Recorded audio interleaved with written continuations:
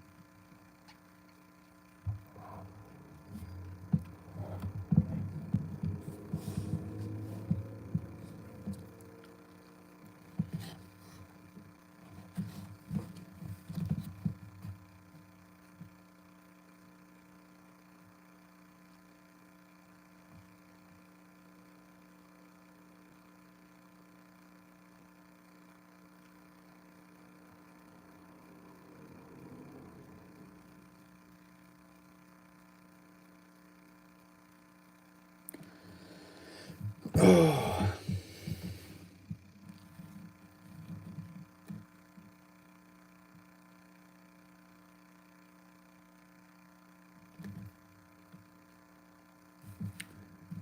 Two minutes in, no homies.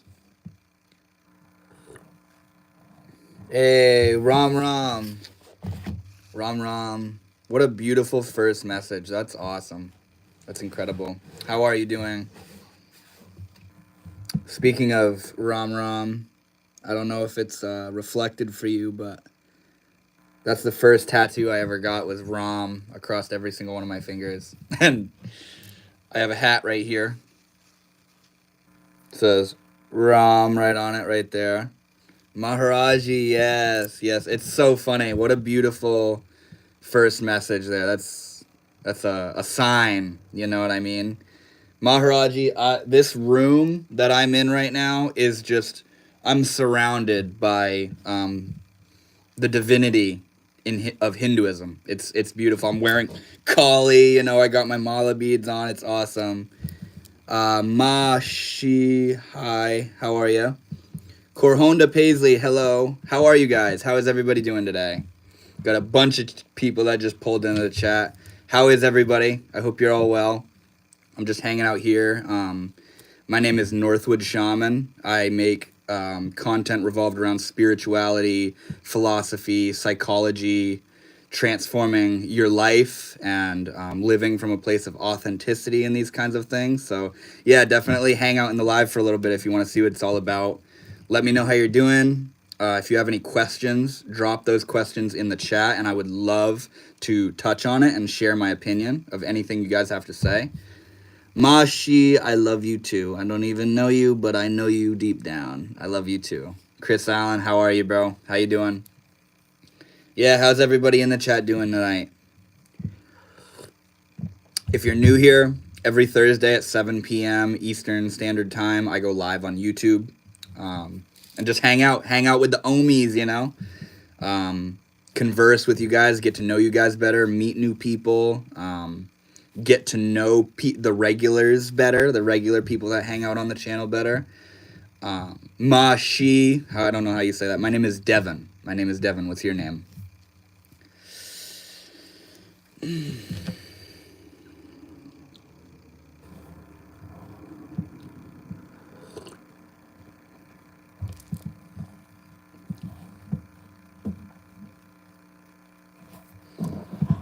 How's everybody doing tonight? I hope you're all well.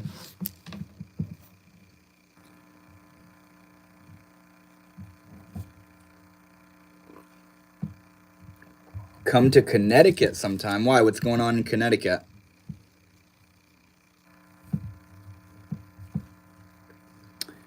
King, how are you, man? Good to see you. How are you doing?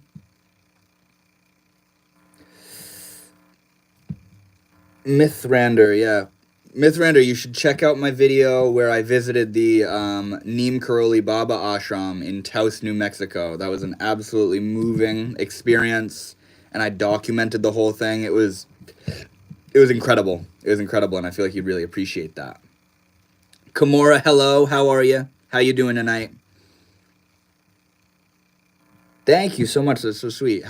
It's interesting that you can like pick out the color from the camera quality of my iPhone. Thank you very much. Cecilia Osario, hello there. How are you? How's everybody doing tonight? Anybody that's new in the chat, if you have any questions, drop those in the chat, and I would love to touch on it and just share my opinion on anything that's crossing your guys' minds. The Hanuman Chalisa in that is so. Oh my goodness, yeah. There was one guy. There was one guy performing the Hanuman Chalisa there, and it was so beautiful.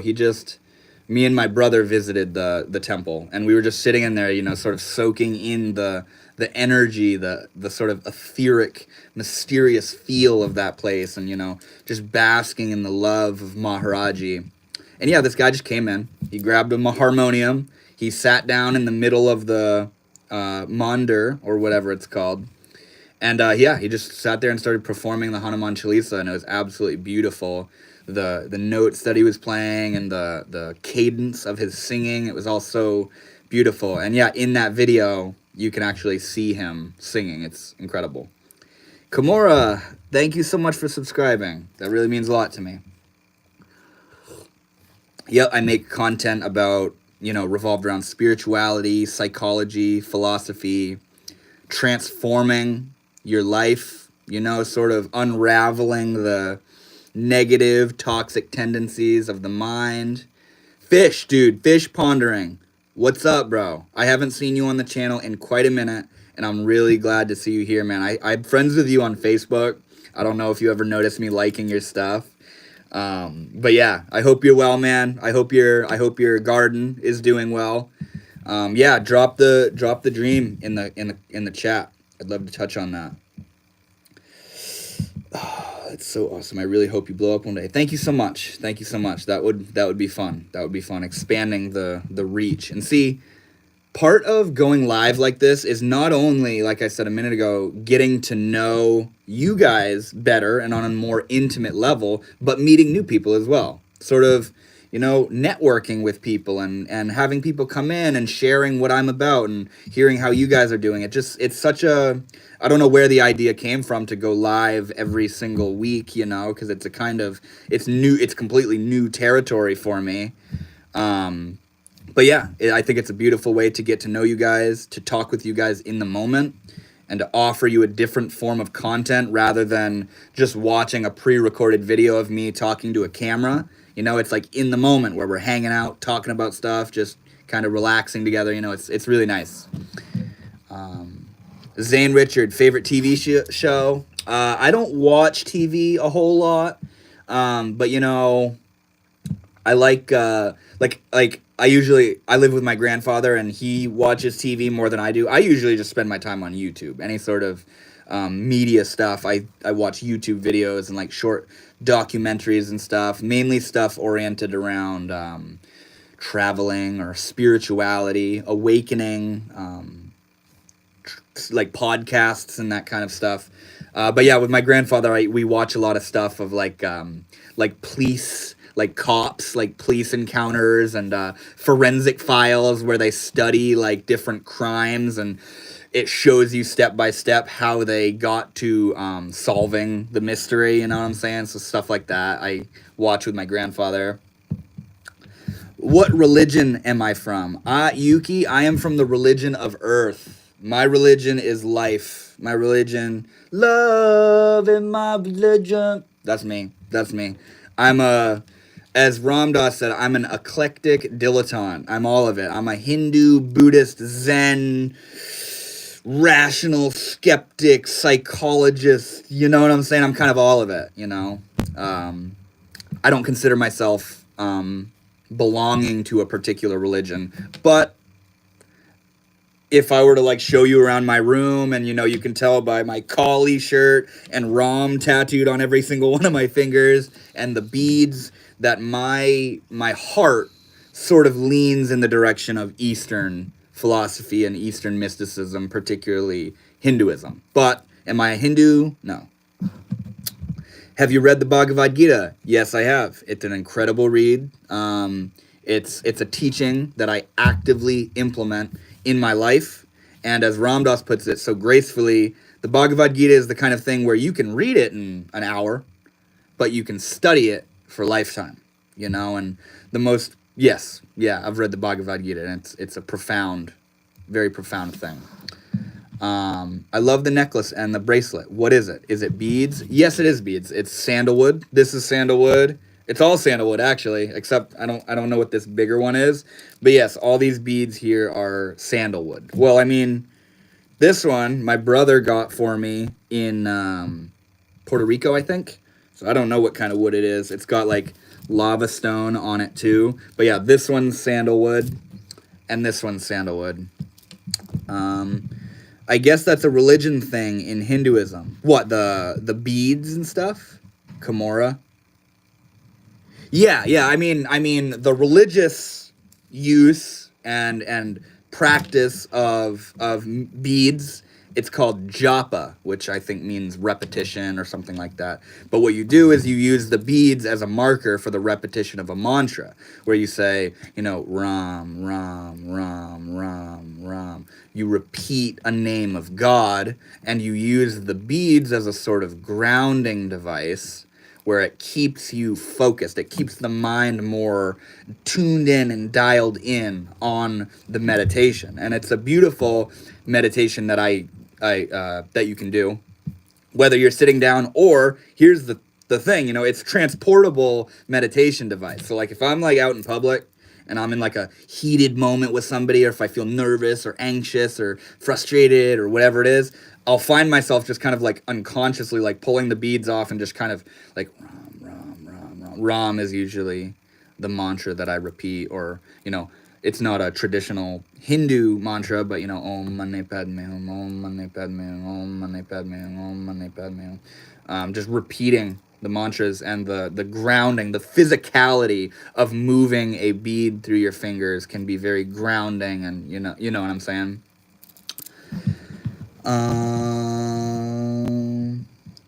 Among the most, I don't know if you're still here, homie, but the tattoos on my fingers, it's Ram. It says, I think it might be reversed, but it says Ram, which is a Hindu god.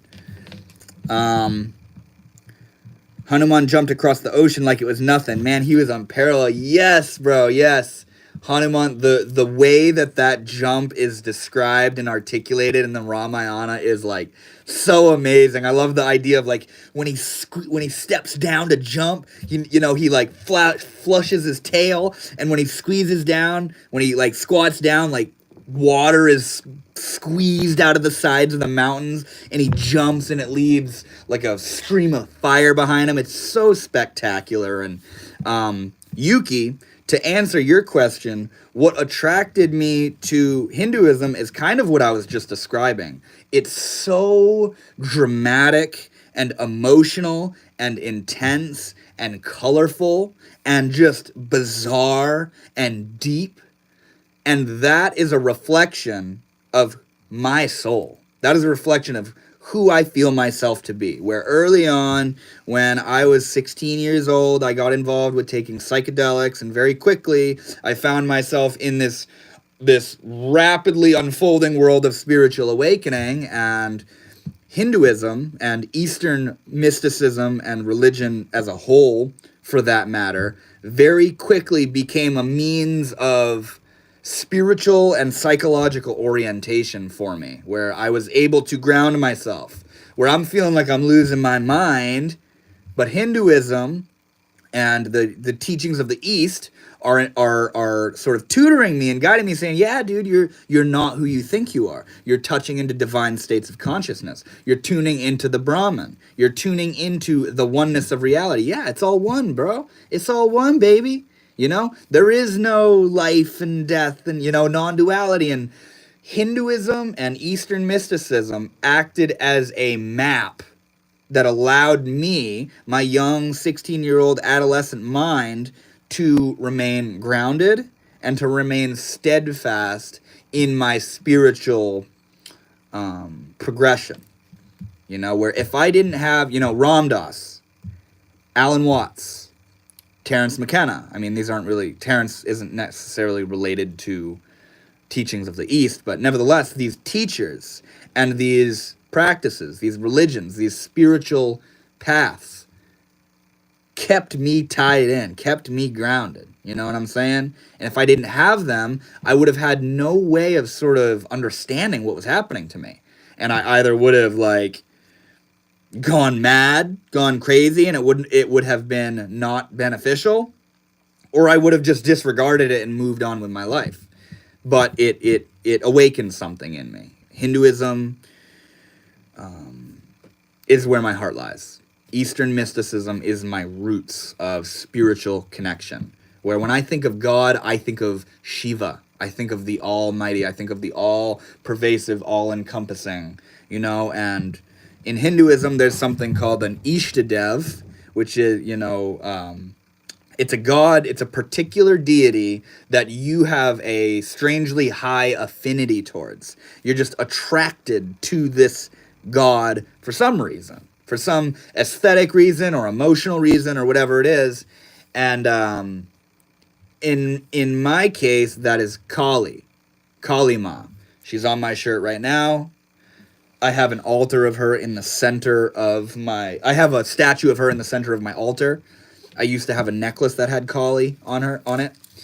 Kali, to me, represents everything that you want to avoid, everything that you want to deny, everything that you want to pretend doesn't exist. You know? One moment. Kali represents everything that you want to pretend isn't there. The death, the horror, the pain, the depression, the anger, the fury, the evil, all the darkness, all the negativity, all the nasty, murderous, scary evil. That to me is Kali.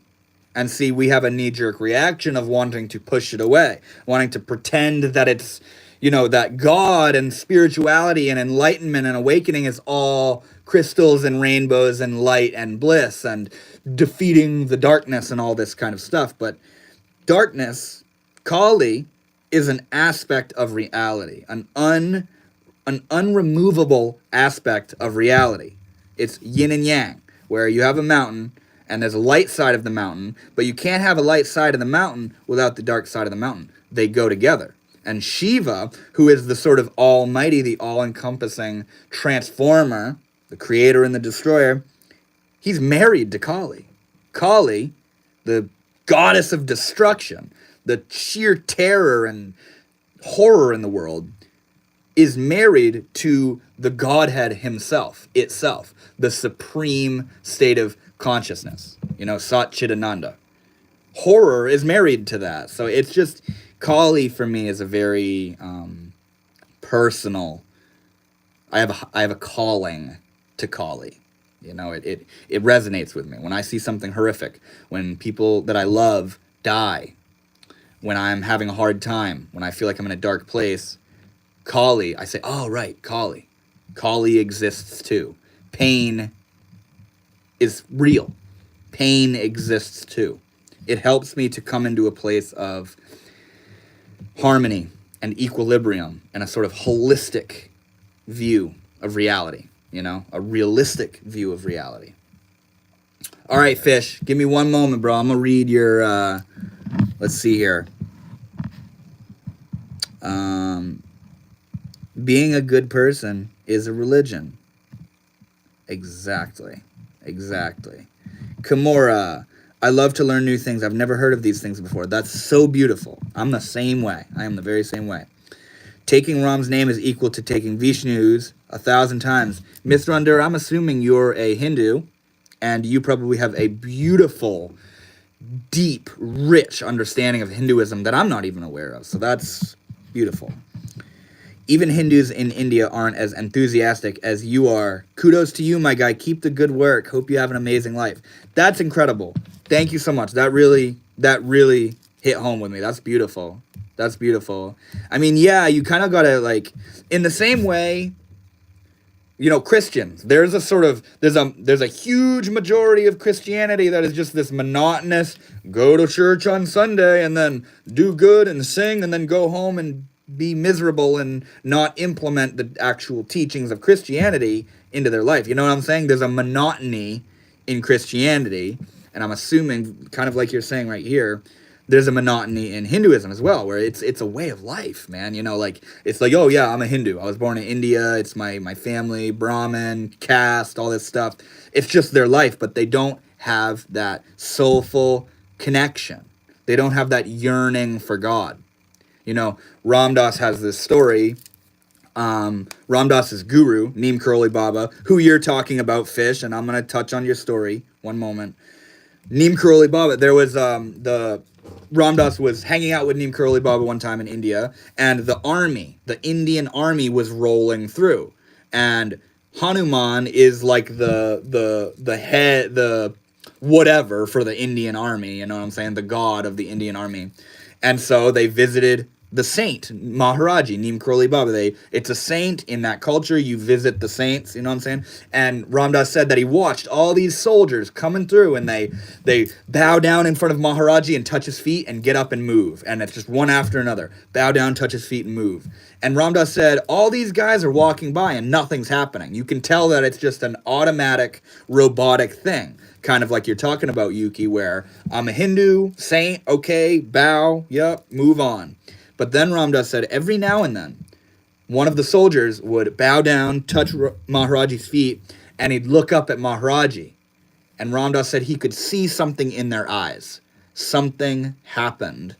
And he knew that that person's life was going to be different forever.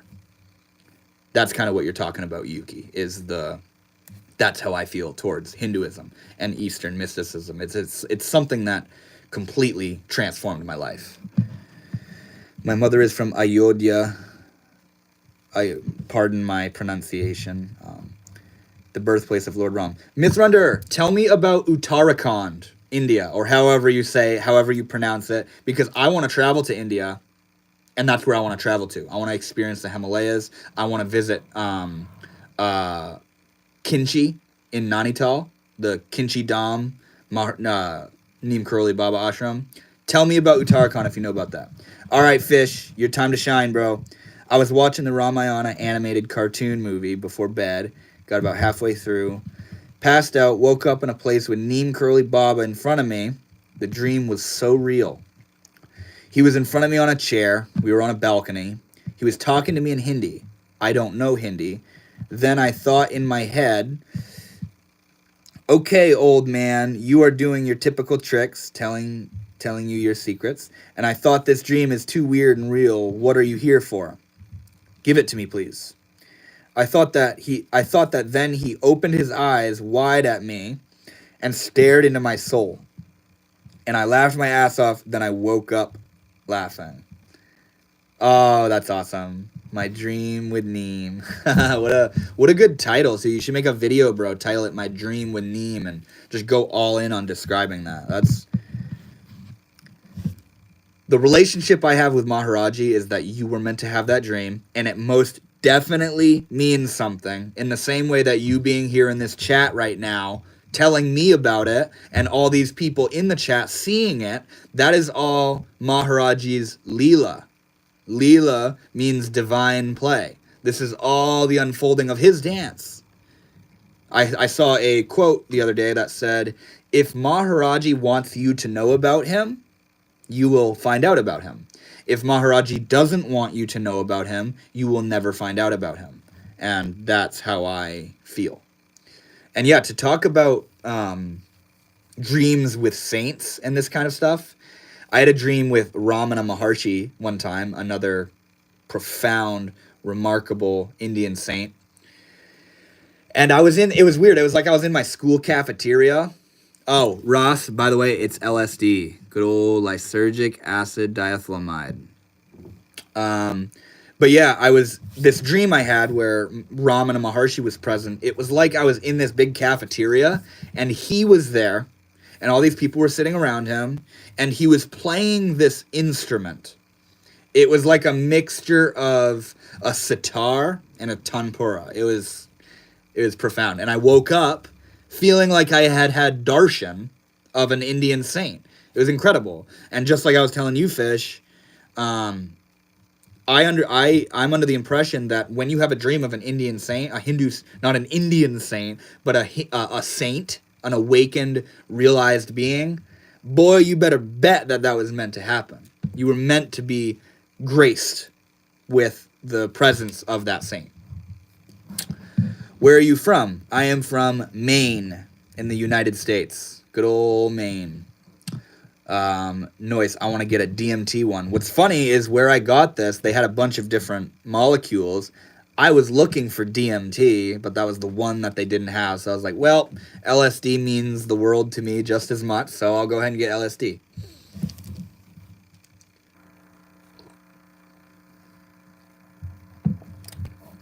Most profound DMT trip. Thank you for the question, bro. I feel like, did you ask me that question last time? My last live? Because I remember touching on how every DMT trip is profound. But allow me to... Oh, you mentioned the aliens. You're the guy. You're the one that was going off about New Jersey. Right? Yeah. I remember. Okay. Most profound DMT trip. Every single DMT trip is profound. If you've never done DMT, every single time you do it, not only is it going to be different, but it's going to blow your fucking mind. Pardon my French. For me, the most profound DMT trip I had, if I were to pick one, it was me and my brother were together, and we were both going to smoke DMT. And I only had one DMT pipe. So what I did was, we liked to do it at the same time, rather than I smoke it and he watches me trip and then I watch him trip, you know? We liked to do it at the same time, where I'd take a hit and then pass it to him. He'd take a hit and then pass it to me. So, I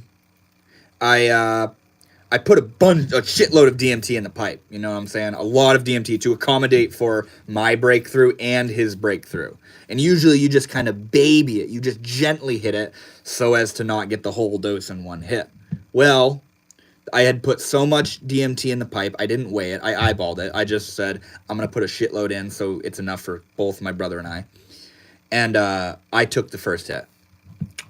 Right as I started hitting it, it was like this reflex went through my body where my whole skin flushed and tingled immediately, and my eyes started watering from how big of a hit I got, and from the left side of my vision, it was like geometric patterns started just cascading, raining down through my vision. So, you know, Terrence McKenna says you got to take 3 hits, you know. So I took, in the middle of me taking that first hit, I was like, this is more than enough. It came on so quickly and so intensely, I was like, I don't need any more. So with the last little bit of intellect that I had, I gave the pipe to my brother, the pipe and the lighter to my brother, and I turned over and I threw myself into the corner of the bed and like buried my face in a pillow. So it was just completely black. When I closed my eyes, there were all these bright racing colors all about me, all around me, all these colors around me. And it looked like, I think it's Las Vegas with all the bright neon lights and signs. It was like I was in this city with all these insanely vivid, real colors, these bright, vivid neon colors all around me. It felt like I was in a city. Then suddenly, it felt like I was the size of like a planet. Like a planet.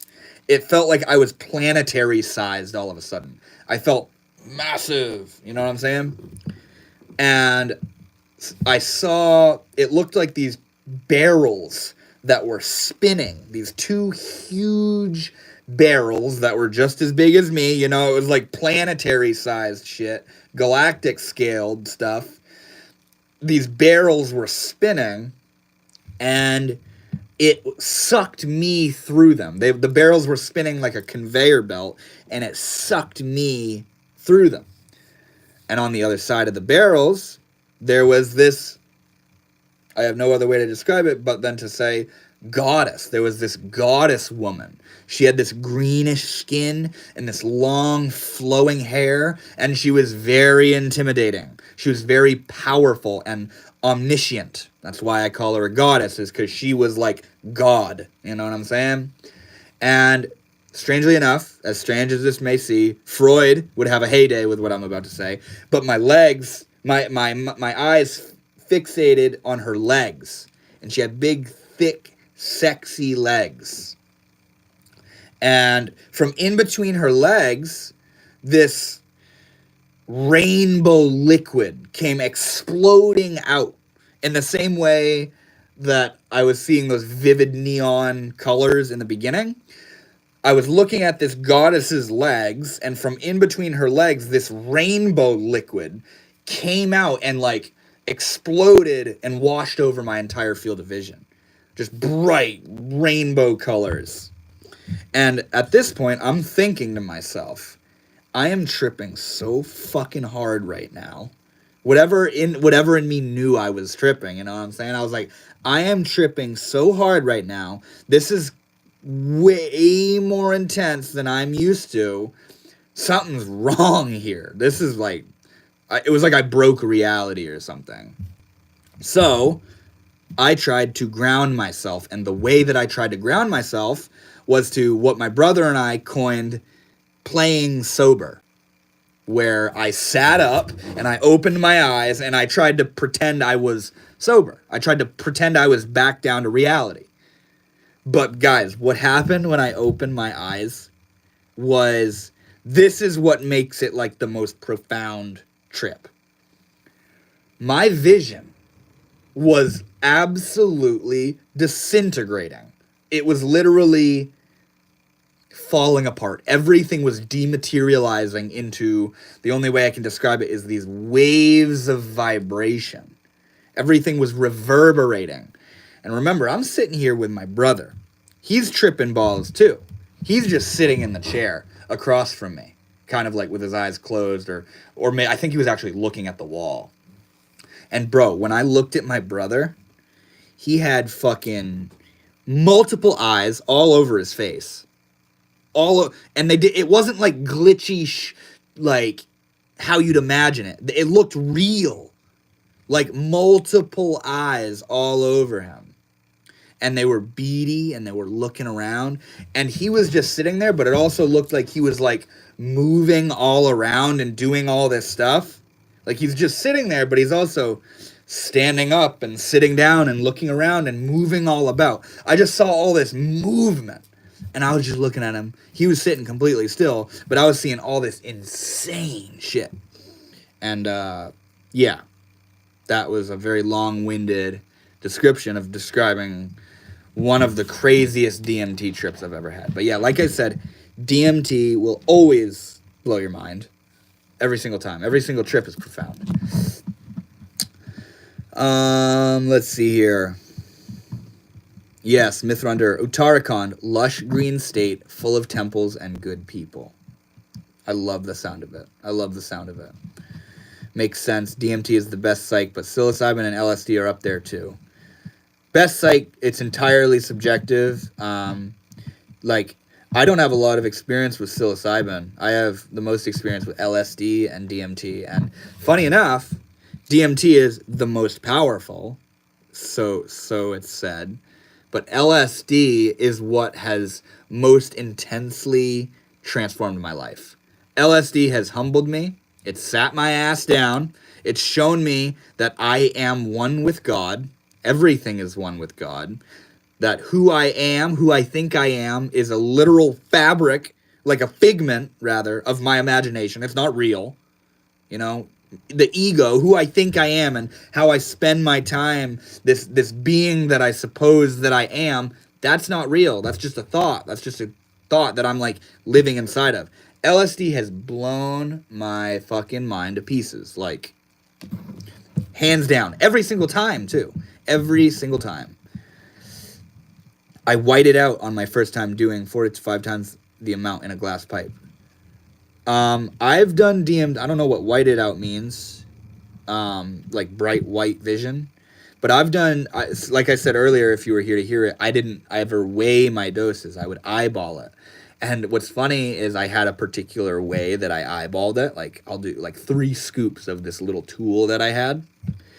When I got a milligram scale and I started weighing that 3 scoops, it measured between 70 and 100 milligrams every single time.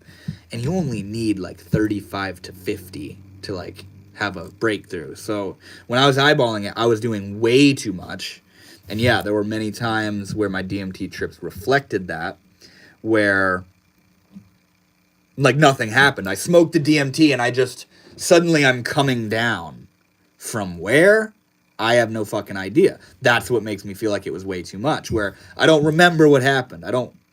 It was just black. It was like amnesia. It was like I died.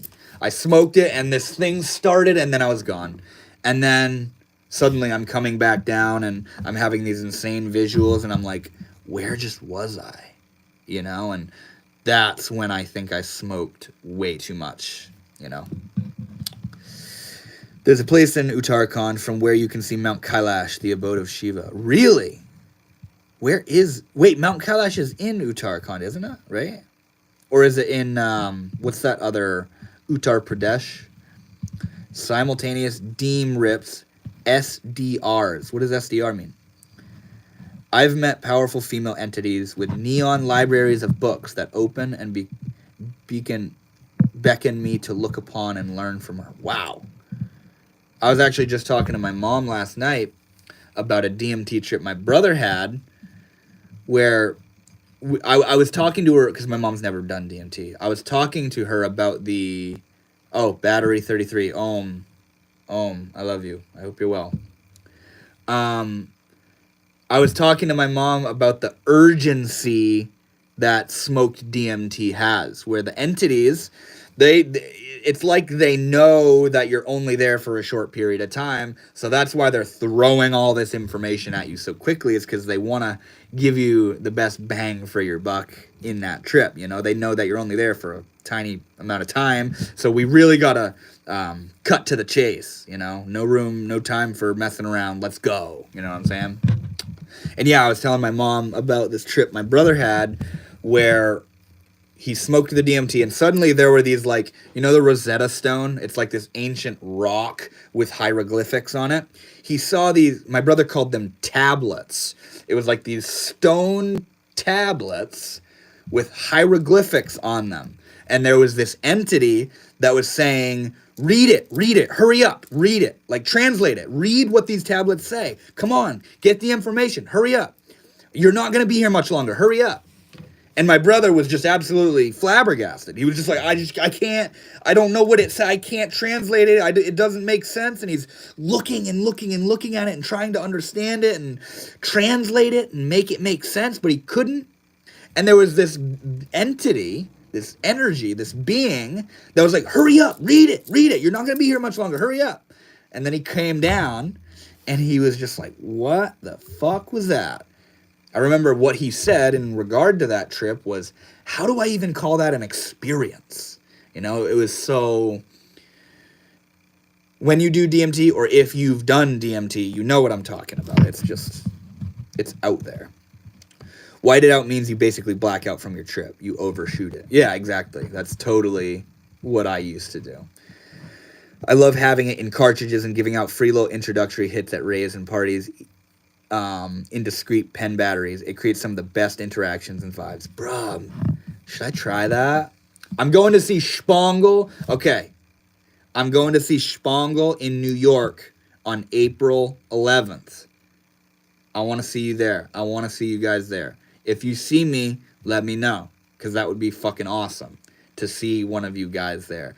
Port Chester, New York, Spangle, April 11th.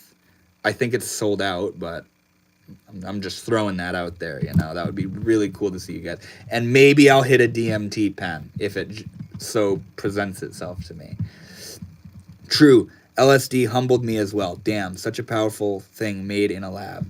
After my second time, I tapped out. Okay, so here's the thing about something being made in a lab. We think that when something's made in a lab, it's man-made, and so it's synthetic. It's not natural. But you want to know something that LSD itself made me realize? Man-made, man-made substance. Well, nature made man. Man is nature. Man is life itself. You got a scientist in a lab with a white coat thinking he's making synthetic chemicals. That is nature Gaia herself expanding herself vicariously through the will of that man, that scientist. It's a fractal, it's an expression. Man-made stuff is nature making more shit. It just, there's obviously the definition where it grows in nature or it is made chemically through a chemical process, but nevertheless, everything is natural, baby. Everything is natural. Everything is natural. There is no such thing as synthetic, you know what I'm saying? On a philosophical level, obviously. You can break through 15 to 20 on 15. Oh, you can break through on 15 to 20 milligrams, which is recommended for beginners. Mine was like 100 milligrams as well. Oh, Mount Kailash is in Tibet. Nice. That's cool. Tibet is another place. No, Nepal is where I wanted to visit if I didn't go to India. Yeah, I don't doubt it, Zane. I've like done tiny little bits of DMT just trying to like relax and kick it and vibe. And next thing I know, I'm fucking like engaging with these entities and I'm in this other realm and, you know, I break through somehow. Breakthrough is such a subtle term. Like, it's not at, I made a video quite a while ago talking about DMT breakthroughs aren't what you think. And it's not like this standardized, and when you smoke this many milligrams, you will break through, and you break through exactly like Terence McKenna describes it, and there's machine elves, and it's not like that. It's this veil. It's this veil that you will go through occasionally, where sometimes you smoke DMT and it's like you're just kind of feeling trippy. Other times when you smoke DMT, it's you break through. You go into this alternate dimension where everything is hyper dimensional, whatever the hell that means, and there's entities and landscapes and sceneries, and you're being shown these objects that are doing impossible shit. You know, it's crazy. Bro, if you use an eMesh RTA with a mod, I swear you only need like 15 to 30 max. Yeah, exactly. I measured 22 milligrams for a buddy, and we blasted off all the way through hyperspace. Full out of body for him. Ross, do you know Minty Love on YouTube? Let me know. Near Uttarakhand and China borders. Yep. Yeah, that urgency is real, but it's less so if you extend the trip via Syrian Rue. Yep. Works great. It guides the trip like Aya, but its own separate plant entity. So I've worked with what's called enhanced leaf, which is basically where you just take like a mixture of herbs. Mine is mint, damiana, mugwort, and peppermint. And you lace it with DMT. You know what I'm saying? That's not Changa. That's enhanced leaf. And although it's not Changa, I can vouch 1,000,000% that it is way different than pure freebase DMT, and it has a much more Gaian, ancestral, spirit, earth kind of vibe to it.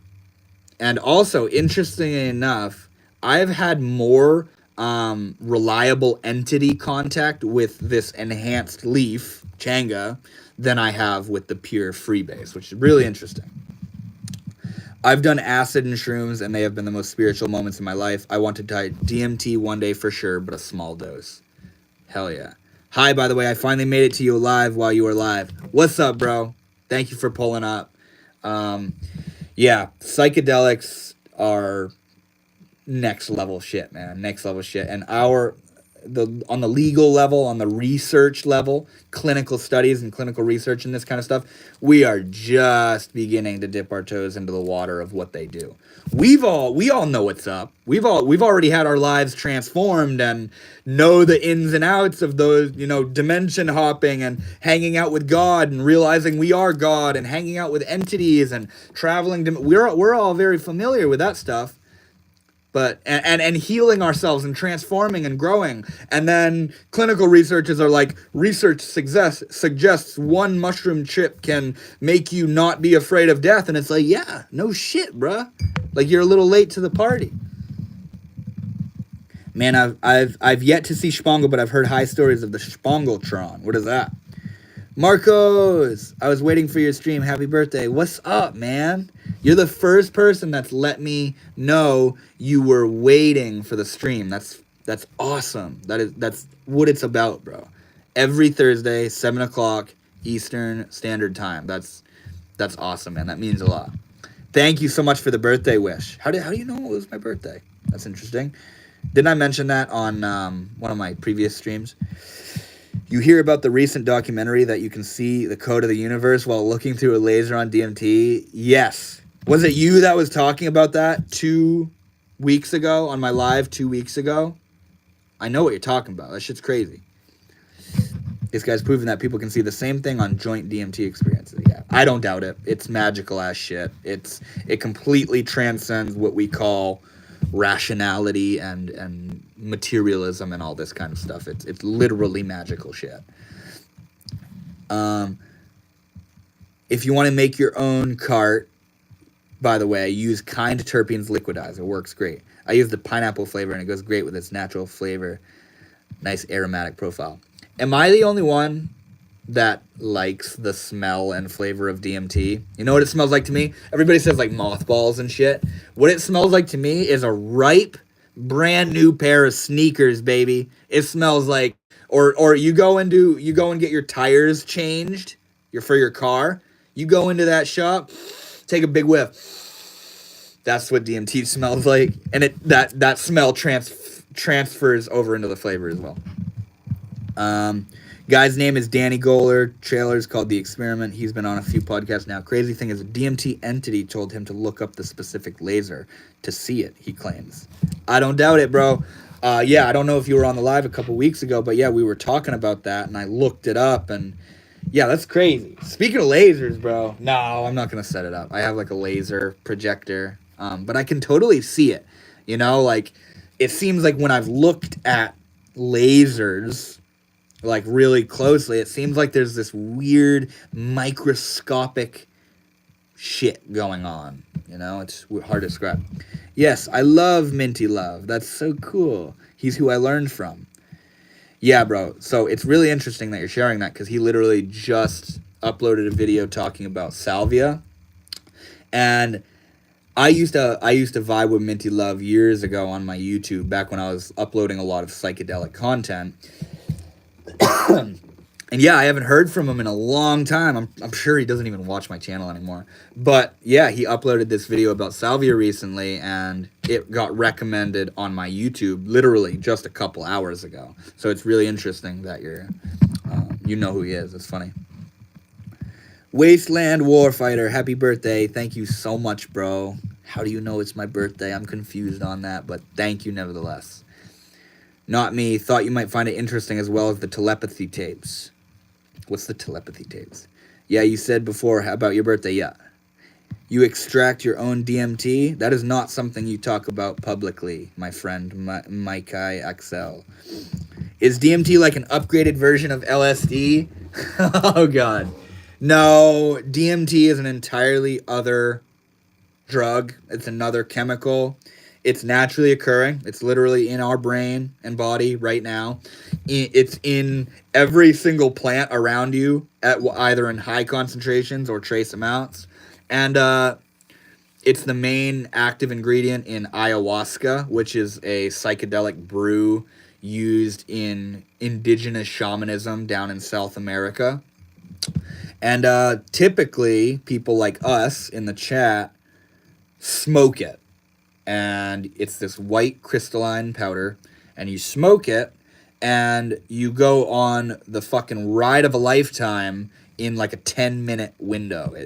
You come up, and then you go down, and you experience alternate dimensions, contact with seemingly omniscient beings, gods, that teach you things. They show you different realms. They teach you about yourself. They transform you. It's crazy shit. DMT is endogenous. So, oh, there you are, Ross, explaining what I just explained. Exactly, bro. You beat me to it. Naturally in the body, yes. It's theorized that our breath boosts it. Active ingredient in ayahuasca. Yeah, exactly. Exactly what he said. Telepathy tapes are basically some psychologist launched her own podcast documentary saying that non-verbal autistic kids are actually telepathic. She has about 9 out of 10 success rate with it. So how is it determined that they're speaking telepathically? Jinx! That's funny.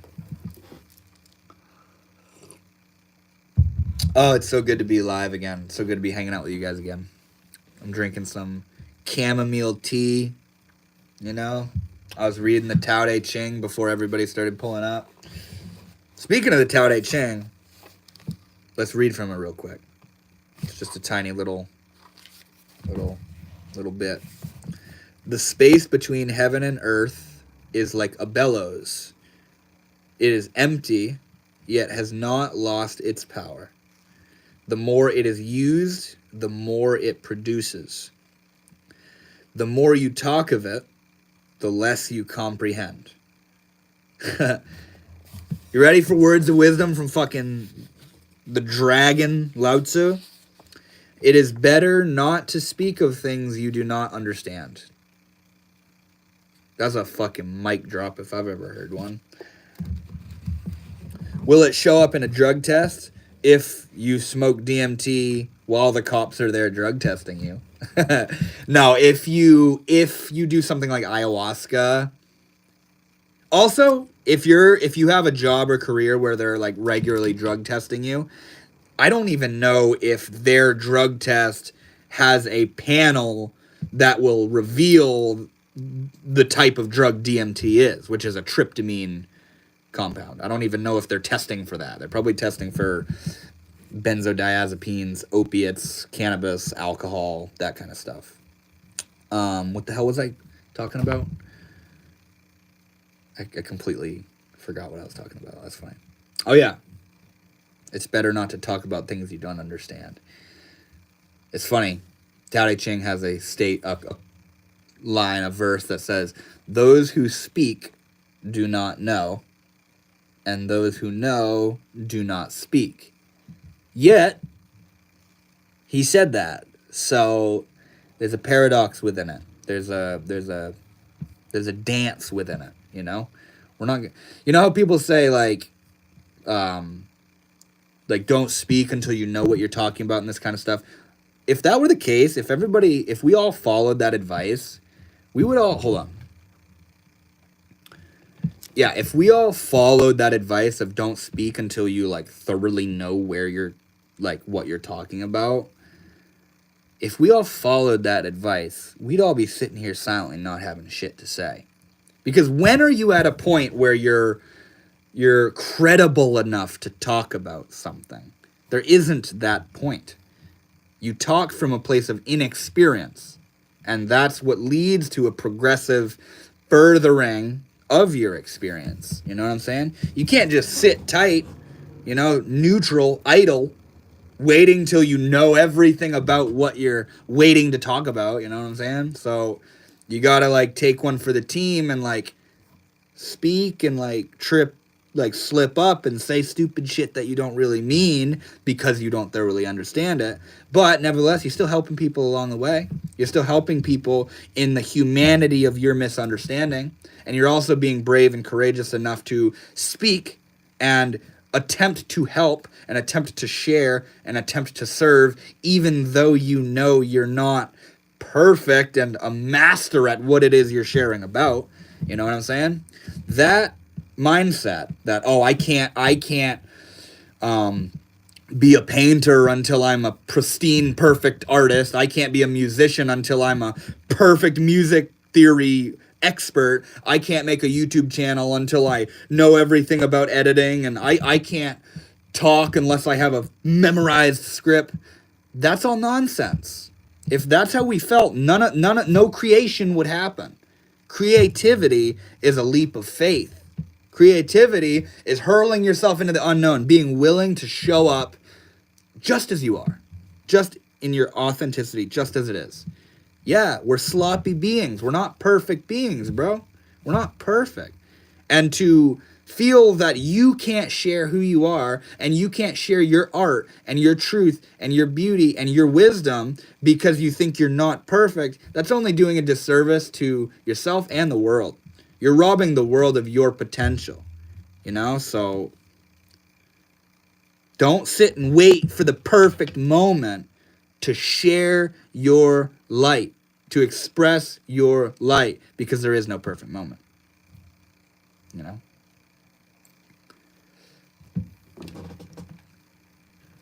What do we got here? Antonio, what's up, homie? We're sitting here talking about psychedelics, bro. And I know you're a psychedelic viewer. You only ever comment on my psychedelic videos. So, yeah, this is the place to be, because it seems like in my live, I talk a lot about psychedelics with people. What I love about DMT is that its introduction from mom through womb to navel before it rises into pineal gland coincides perfectly with the Buddhist idea of the body's soul's introduction. I know what you're talking about. I've heard about that somewhere. That's very interesting. Isn't it like 3 days after conception the soul enters the fetus or something like that?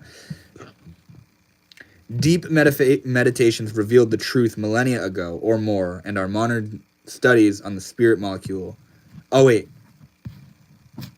no mind, hold on. Deep meditations revealed this truth millennia ago. Oh, yeah, exactly. The ancient philosophies and practices and paths, they know what's up, man. You know that? Is it just me, or do the monks and yogis and sadhus and sages and saints and holy men over there, the Zen masters and all this stuff, doesn't it seem like they know something we don't know? Is it just me, or do you guys get that vibe too, that they know something that us Westerners aren't really up to speed with yet, you know? I love Kali. Is that the goddess on your shirt? I seem to recognize. Yep, that's Kali. Good old Kali Ma on my shirt. I love it. It's kind of like a chibi anime version, but fuck it, you know? Path of spirituality engulfs regular materialistic stuff. But what if we have a family to care and stomach to feed? Thoughts, please? Well, having a family to care and stomach to feed is your spiritual path. There is no difference between worldly life and spiritual life. At first, when you first get introduced to spirituality, you're generally coming from a place of solely materialism, worldliness. And so being introduced to spirituality is this grandiose thing that seems undeniably different and separate than your worldly life that you're coming from. And it's all magic and bliss and beauty and different. And you sort of go up into this astral plane of divinity and consciousness and transformation and kundalini and shakti and awakening and all this wonderful stuff. And it starts to give this feeling that you're sort of taking off in this rocket ship and leaving everybody else behind, all the worldly people behind, your family that you speak of having to care for. But then, when you really start to get down with spirituality, when you really start to get down with karma and your role in this particular lifetime, and being grounded and not losing your ground and not getting fanatic about spirituality, when you really start to understand it, it comes full circle, where you come back into the body, back into the mind, back into worldliness. But now your soul is equipped with divine wisdom. And so now your actions are coming out of a place of divinity rather than a place of pure worldly reactivity. So now you're feeding your family and caring for your family as a form of spiritual service. It's not like, honey, I'm sorry I can't feed you, but I have to meditate and awaken. Or your baby is crying and you think, oh, I'll never get enlightened because my baby is crying.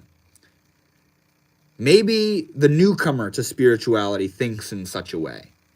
But when you really get down with spirituality, like I was saying, every single thing you do and every single circumstance of your life is a step in the direction of spiritual awakening. It's called karma yoga. Karma means action. Karma yoga means you're coming into a place of yoga, of union, through your actions. You don't awaken in spite of your worldly life. You awaken through your worldly life.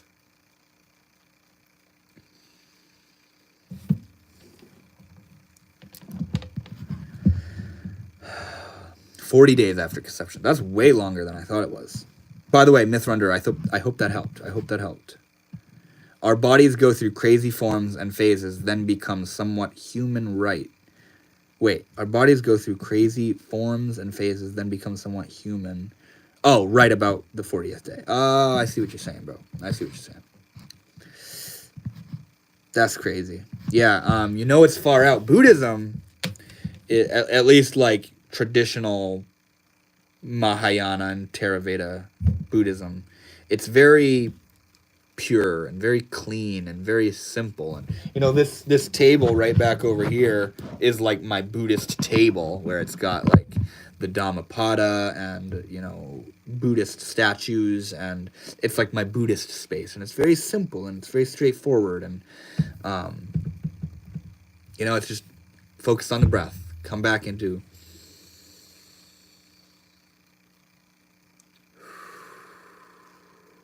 very grounding, very simple, very quiet. But Tibetan Buddhism, Tantric Buddhism, that's more my speed, bro. That's more my angle, you know what I'm saying? Talking about Rinpoches and Lamas and the Tibetan Book of the Dead and reincarnation. That's my speed, bro. That's what I play with. That's the realm that I dance in. Whoa! Exactly, Mythrunner. I hope that resonated with you, bro. Kimura, what's up, homie? How are ya? Do you eat fast food? If so, what's your favorite fast food? The thing with fast food is you'll take what you can get when you need it, bro, because the reason you're getting fast food is because you ain't got time to get anything else. So you'll do McDonald's, Burger Queen, fucking Burger Queen. You'll do it all, bro. You'll do whatever you need to do in that moment, because that's what fast food's about, is get me my shit now. And then you feel guilty and hungry an hour later.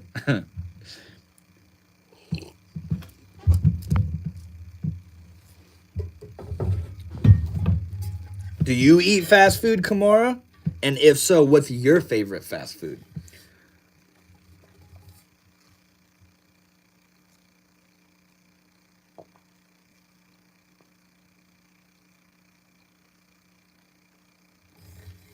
Do you drink coffee? Hell yeah, I do. Hell yeah, I drink coffee.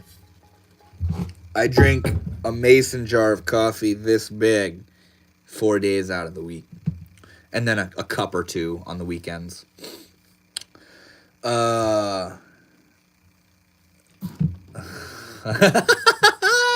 Oscar, that's fucking hilarious, bro. That's how I feel a lot of the time too. Like, you get all hungry. It's kind of like how you can be like ashamed of yourself after, like a sexual situation. You're like, why did I do that? That's how I am with food sometimes. It's like, oh my God, I want Doritos and fucking ice cream with caramel and chocolate chip cookies and give me it all, bro. And then I do it, and yeah, fucking afterwards, I'm like, oh, why did I do this? You know what I'm saying? It's crazy. Isn't that life? Isn't that life? Oh, I want that. Oh my God, I shouldn't have done that.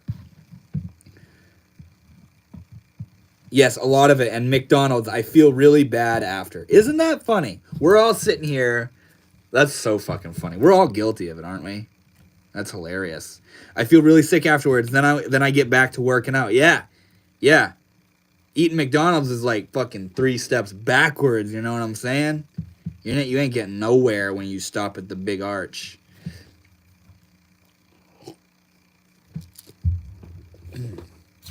What do you usually get at McDonald's, man? I usually get a fillet of fish, medium, with a root beer, and a 6-piece chicken nugget. And then here's the best part about eating at McDonald's is I feel like shit too afterwards. And it makes me not go there for another 5 months. Or 5 days, depending on where I'm at psychologically. I find caffeine to be like a hard drug. I consume it very carefully. I'm probably highly addicted to caffeine, and not only that, but also probably have a very high tolerance to it. You know, caffeine is crazy shit. You try to stop and you get this like inebriating headache, this debilitating headache. You know what I'm saying? Like that's a hardcore symptom from something as casual as coffee. You know what I'm saying? That's why people go decaf, bro.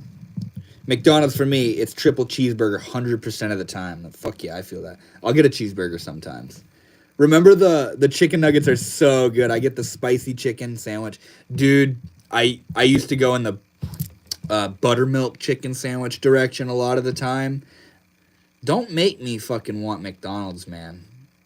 I don't know what this energy is, but right now I'm chilling, bro. You know what I had for dinner? I had toast. I had buttered toast with cinnamon sugar on it. That's all I need. I eat meat-free Taco Bell sometimes, or an In-N-Out, but I find they use real ingredients and make it with love, so I consider In-Out one of the good fast foods. All right, speaking of making food with love, I got some crazy shit to tell you. You ever notice that when you cook a meal at home, it tastes way better? What if I told you that it's not necessarily just because it has fresh live ingredients, but because you're making it and you're excited to be making it and you're conscious in that moment making it and it's a flow and it's joyful and you're present with it and you're putting your mind and your heart into it. You know how they say love is the most important ingredient? They ain't lying, bro. They're not putting you on. You know what I'm saying? And, you know, I've had experiences where it was this one experience in particular where it was a family occasion and the family member that was cooking the food, that was preparing the meal, was in a very negative, very angry, very dark space as they were cooking it.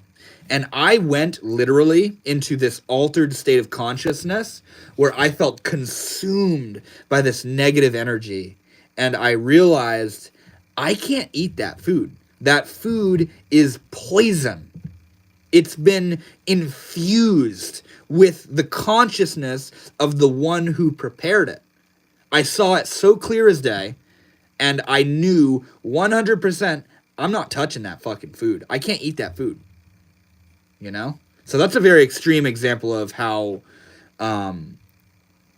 food sort of carries the energy of the one who prepared it. The space and consciousness, the space of consciousness from which the person was cooking. You know what I'm saying? And yeah, think about fast food. Think about somebody throwing something together real quick, angrily or hurriedly, you know, in a haste. It's not as good. You can taste the haste. You can taste the impatience. You can taste the consciousness of the person who prepared it. Sometimes. Sometimes a nice greasy fillet of fish from McDonald's is dank, regardless of who the fuck cooked it.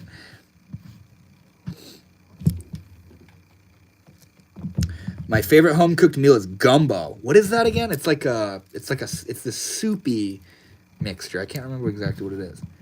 Oscar Rose, there's one rule in this: no retracting messages. I'm just kidding. I eat 2 pounds of raw ground beef and 5 raw eggs every day. No cooking. You're fucking joking. You're joking, bro. Kali on your shirt is from Dakshineshwar, Kali Temple, Calcutta. It is said that Goddess Kali, the angry form of Goddess Parvati, Shiva's wife, visits the place every full moon. I'm telling you, Mithrinder, thank you, bro. I knew it. I knew you knew the ins and outs of Hinduism in a way that I'm not aware of. That's so beautiful. Ram Ram. Om Namah Shivaya. Kali Temple, Calcutta. You guys, you get down, Mithrunner, do you get down with Ramakrishna? He's a fucking savage. He knows what's up. Yeah, you're putting me on, Oscar. You're lying, bro. No, yeah. I'm just kidding. I don't know. That's crazy if you do. 2 pounds of raw ground beef and 5 raw eggs every day. What do? Put it in a blender? Especially if they were cooking factory farmed meats. Ever seen the documentaries Earthling or Dominion? Crazy. Okay. So when I prepare a meal, or I'm about to eat, you know how people do grace? Well, before I start just stuffing my face with food, I like to close my eyes and take a moment and think about the ingredients, the animals, the plants that went into the preparation of this meal. If I'm eating chicken, I think about the living chicken. I think about how it was raised, and I hope it was raised. I sort of have this prayer that it was raised with love and care and attention. You know, I do the same thing with the plants. I hope it was raised with love and care and intention. And I also think about the farmers that went into harvesting the meal and harvesting the ingredients and this kind of stuff. I do this little bit of grace, this moment of honoring everything that went into bringing this plate of food in front of me now. And I sort of offer it to God, and I thank it for the nutrients that it's about to give me. You know what I mean? My grandfather did Kimura. Hold on. Yeah, it's rice and soup. It takes like hours to cook. It's so good. Maybe, you know what? I'm gonna fucking try it. Because I've been looking for new stuff to whip up. Not joking. I want to keep all my nutrients and enzymes intact. So you learned it from a guru. What guru is teaching you to eat that kind of food? That's just coming from my biased view of vegan, vegetarian gurus. My grandma does that a lot. She thinks about the animal. That's beautiful. Yeah. It puts into perspective what you're doing, the act of what you're doing, I love the Bhagavad Gita. That's wise of you, Shaman. When did I bring up? I was talking about the Gita a while ago. But nevertheless, thank you. I love the Bhagavad Gita. I really like that appreciative mindset. It's objectively nice. It literally is. Guru, Jonas van der Planets. I'm looking this guy up. We're looking up Jonas van der Planets. That's an awesome name. Yeah, I meant preying on the animal is wise as fuck. Yeah, it feels right, man. Sometimes I'll forget and I'll just be eating and I'll realize that I didn't have that moment of mindful appreciation of the meal, and I stop and I chew and I come back into a place of mindfulness, and it's just so holistic and so grounding and so ceremonial and brings so much reverence to the animals and the plants and the people that went into bringing that food in front of me. All right, who the hell are we looking for? Jonas. Okay, here he comes. A nutritionist. Okay, that makes sense. Born in Denver, Colorado, and he died in Thailand. That's cool, man. I've never heard of this guy once. Very cool. Oh, look at that. I see raw meat and eggs. Yep. Checks out, bro. Man, your mindset is just so refreshing. I wish I could live like you. You can. You can. Thank you, Kamara. That really means a lot. That really means a lot.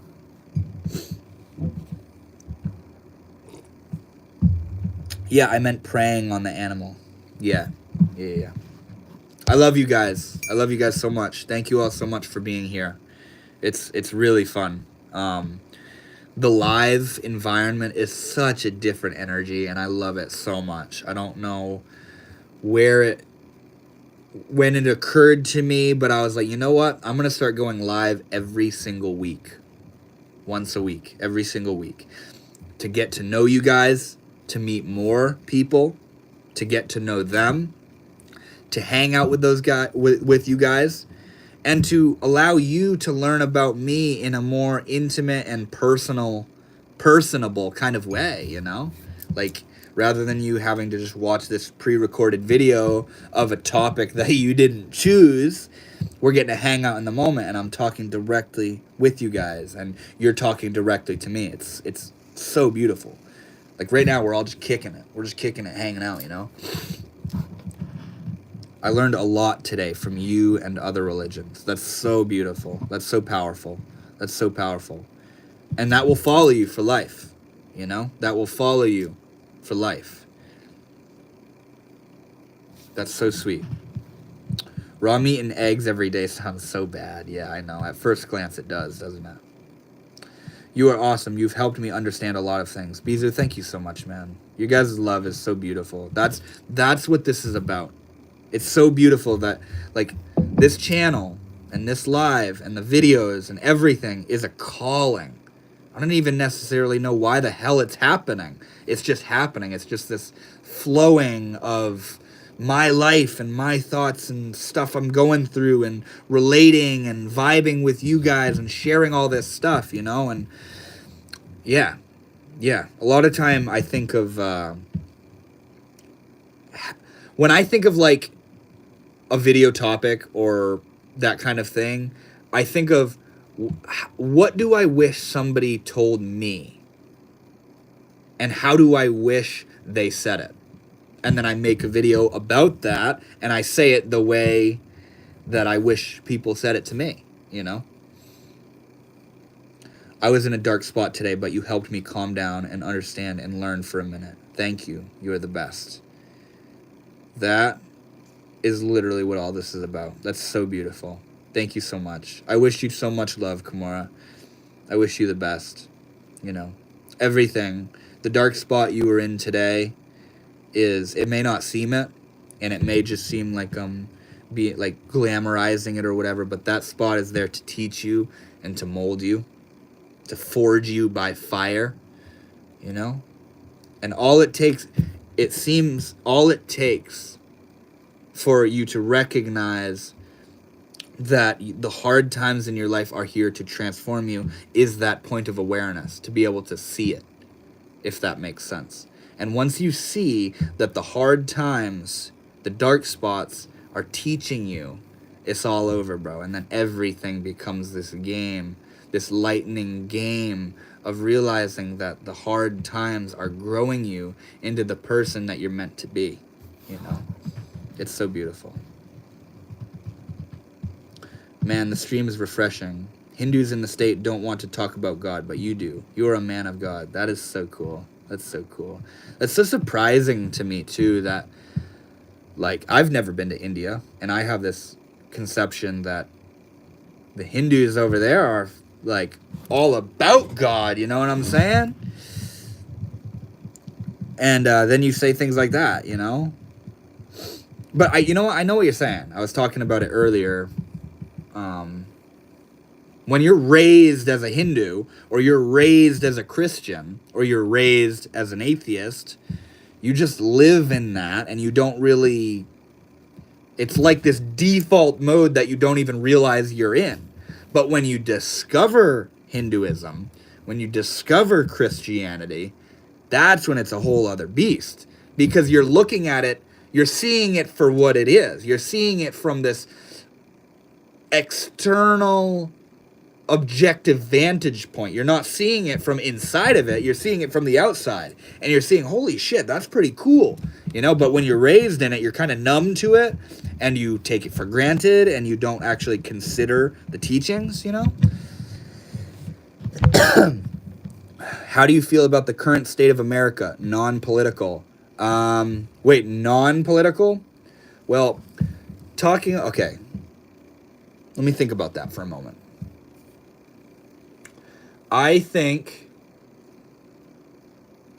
on a macro scale, on a macro level, there is a huge spiritual uprising taking place. And that's not necessarily in the form of positive love, light, beauty, crystals. It's very shaky. It's very depressing. It's very dark, Kimura. It's very hard. It's very nerve-wracking and confusing and ungrounding. But I think we're starting to get fed up with an old way of being. We're shedding an old way of being.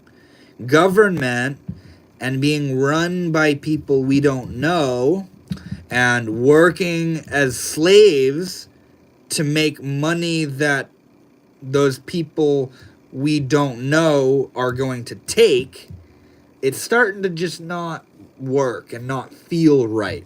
Not just psychologically, but on a soulful, heartfelt level. And we're starting to kind of get fishy, like wondering, what the fuck are we doing? Why are we doing this? And the whole system, it's said every kingdom has a rise and a fall. I feel like America is a little, maybe not even America, but maybe the world as a whole is in this very shaky, pivotal period. And I don't know where it's headed. I can't predict what's going to happen or how it's going to continue to happen, but I feel like we're all waking up, to put it simply. What you said about not waiting for the perfect opportunity because it doesn't exist and just sharing your life was simple yet hit me profoundly. Thank you. Exactly, man. You're welcome. That's beautiful. Thank you. I'm glad that resonated with you. It's so true, man. It's so true. Like just to be completely honest and open and transparent with you guys, when I got into these lives, at first I was like, oh, I'm not good enough to be live.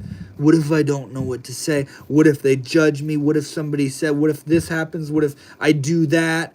It was all this doubt. It was all this feeling of inadequacy, of not being good enough. But I said, you know what? Something is calling me to show up, so I'm going to show up. You know what I'm saying? And whatever happens, happens.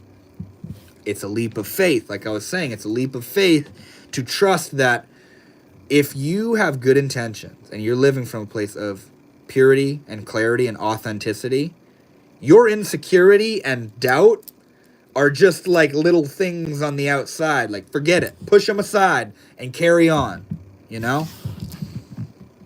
Oh, man, I'm going to cry. I'm definitely going to come for another live. You're just so refreshing. Thank you so much. I'm Christian, but I love to learn about other religions. That's how every Christian should be, in my humble opinion.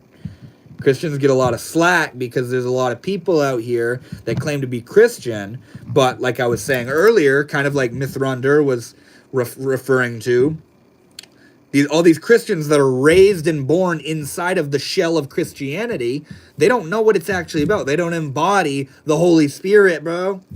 That shit's dead. They're not aware of Jesus Christ. They're not aware of God consciousness, of Christ consciousness.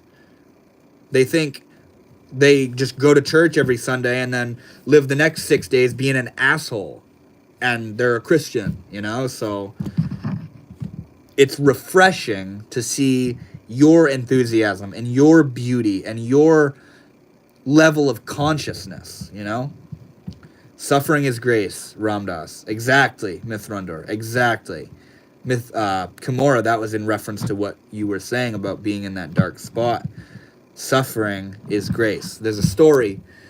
Maharaji, Neem Karoli Baba, an Indian saint, he asked one of his devotees, and he said to the devotee, do you like suffering or do you like happiness? The devotee said, obviously I like happiness more, Maharaji. Obviously I like bliss more. And Maharaji leaned back and he closed his eyes and he said, I like suffering. It brings me so close to God. And that's just it. That's just it. Would we prefer suffering? A lot of us? Fuck no. But think about it right now. Looking back on your suffering, don't you realize how much you've grown and how that was what shaped you and molded you the most? Because it dragged you through conditions and thoughts and feelings and circumstances that you wouldn't have done yourself otherwise if you had the choice. You know, realizing that those hard times are what have shaped you the most intensely.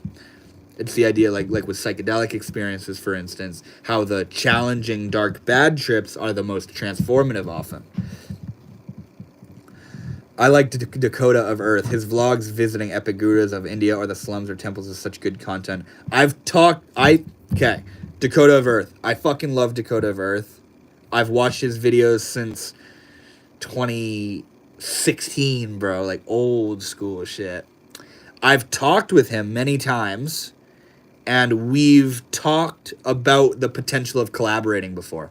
He's just so busy and so big and so fucking doing his Dakota of Earth thing that it just hasn't happened yet. But if you're watching this right now and you know Dakota of Earth, I think you guys can...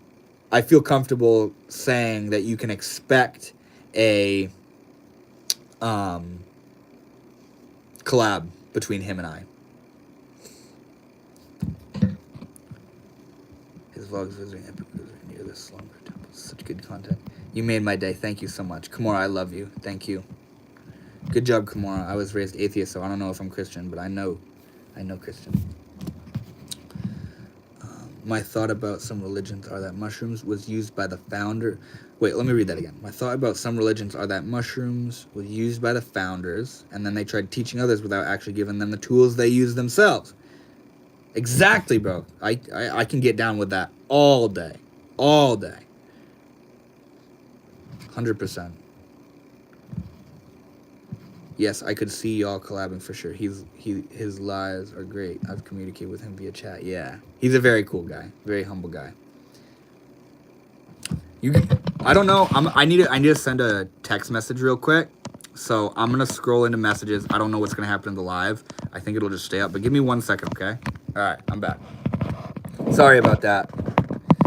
404 live went circles. Oh shit, is it back? Okay, it's back. I'm sorry.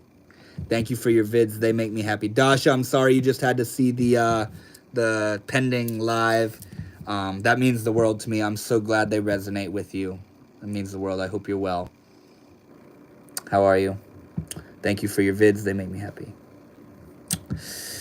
Live went circles. Okay, it's back. Yeah, sorry about that. I had to send I ignored a message and then they messaged me again. I had to get back to it. Yeah. To be completely honest, it was in regard to some like personal family stuff that's going on right now. You know, I live with my grandfather. That's where I'm at right now. I live with my grandfather, and he's 87 years old. And over the past 3 days, he's home now, but over the past 3 days, he was in the hospital with pancreatitis, which can be fatal if it's not treated. And it was a huge reminder to me, as these kinds of things are, of death, impermanence, fear of the unknown, fear of change, not knowing where things are going, not knowing how everything's going to turn out. And yeah, it caused a lot of reflection on my part, and yeah, I'm so blessed that he's back home and he's well and he's still recouping. But yeah, man, we live in this bubble a lot of times. We live in a we isolate ourselves from reality a lot of time, and I mean, you can't blame us in a way, because these intense reminders like death and change and impermanence kind of slip out of like they slip the forefront of our mind often. We don't recognize them or consider them. But then somebody dies, or your house catches on fire and you have to move, and or you break your leg, and or you, even worse, like get paralyzed and now you can't walk anymore. Now all of a sudden life is way different and you need to adjust accordingly, you know. And life, again and again and again, will sit your ass down until you respect it, until you live with it, until you revere it, until you integrate all the different levels of what's going on here, rather than playing pretend and frolicking about pretending that these things don't happen. You know what I'm saying? I love old people. They always are so happy even when they are struggling. Komori, yeah, that's my grandfather for sure. There's just this level to him of sweetness and joy and buoyancy. You know, it's so beautiful.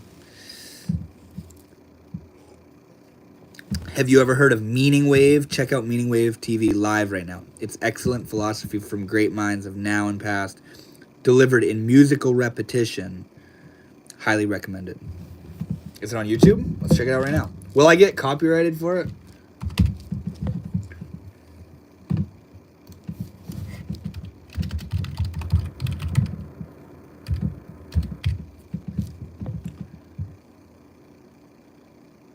Oh, no shit. Wait, is this...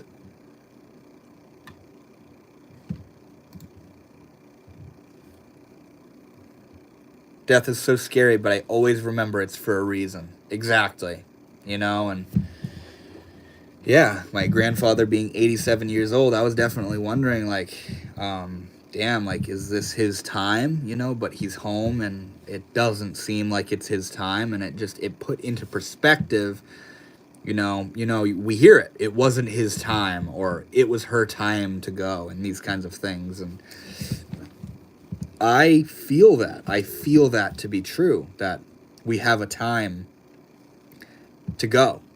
And if something happens physically, an ailment or an injury or illness or whatever it is happens physically, and it's not our time, we're not gonna go, you know?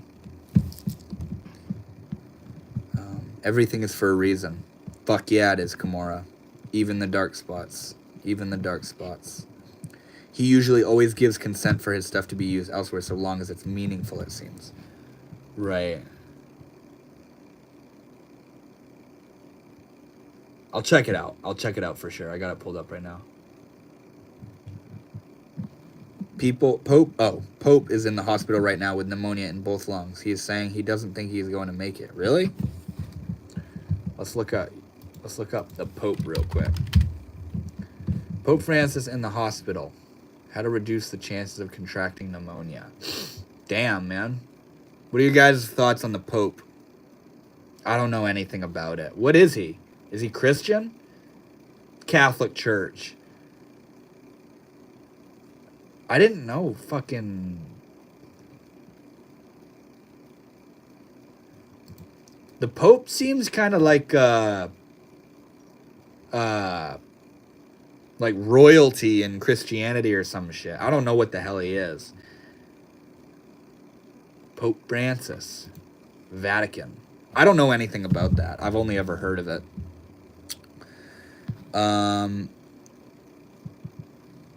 89. I hope he can live for at least 10 more years so he can enjoy technological advancements in health.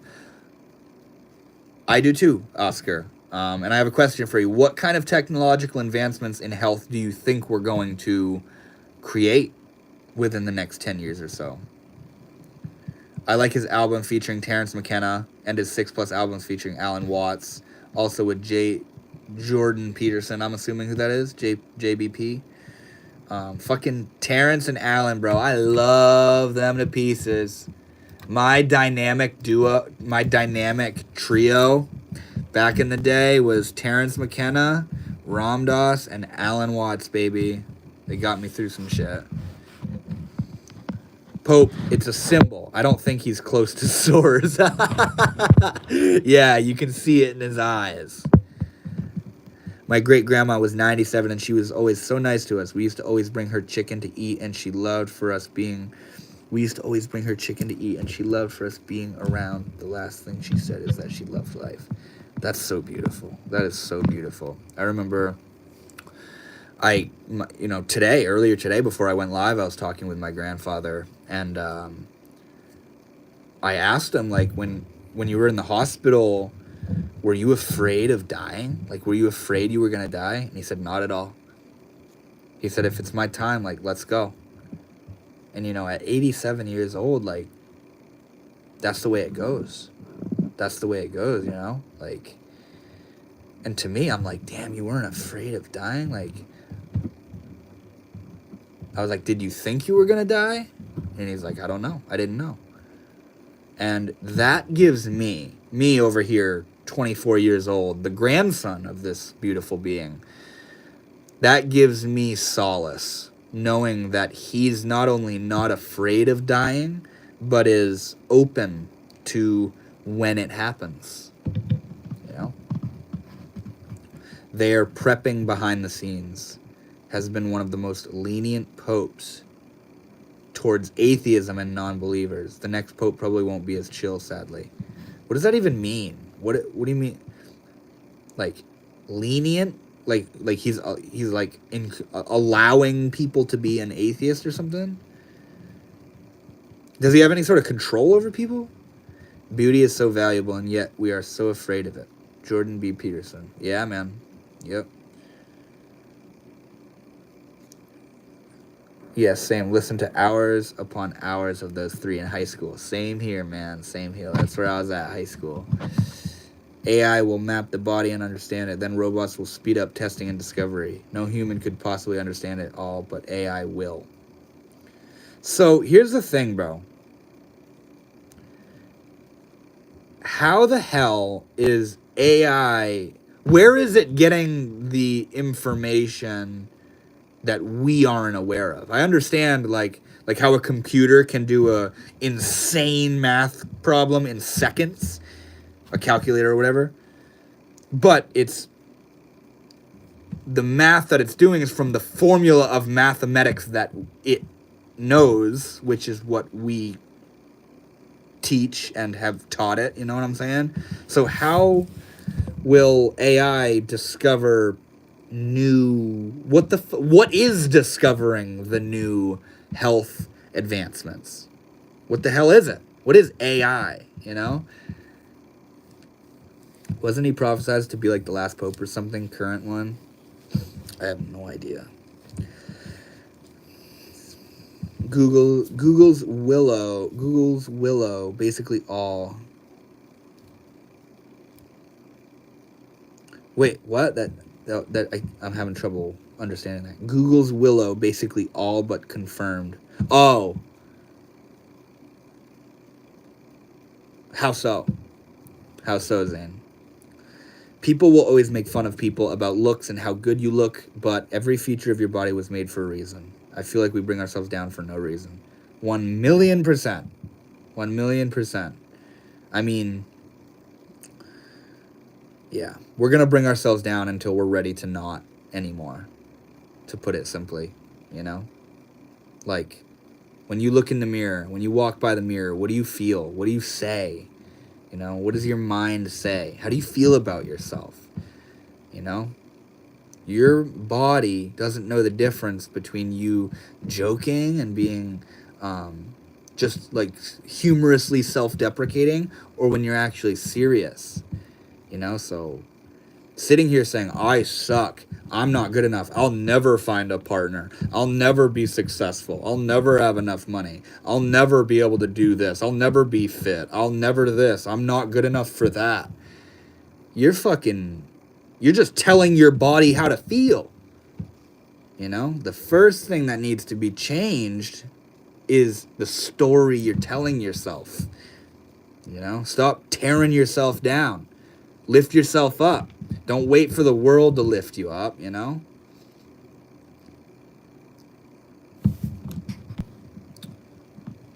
Quantum computers calculations only take 5 minutes, whereas regular computers would take till the universe came to an end to figure it out and still wouldn't finish. So the universe coming to an end, what the fuck does that mean?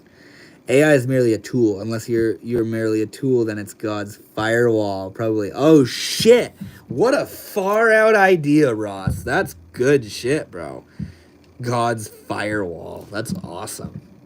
That's what the edge of the universe is God's firewall, you know? Quantum computers line together in multiple dimensions to use all the calculation power to solve these astronomical calculations in less than 5 minutes. AI is quite scary, actually. I feel you. Mythrunder, which conspiracy theory you almost believed? I